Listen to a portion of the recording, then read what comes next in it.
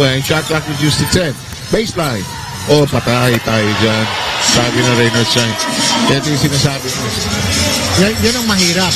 Once Boatwright comes in, ng San Miguel sa ilalim. And they need to have better interior defense. Ngayon, titira sa labas. Pumasok pa!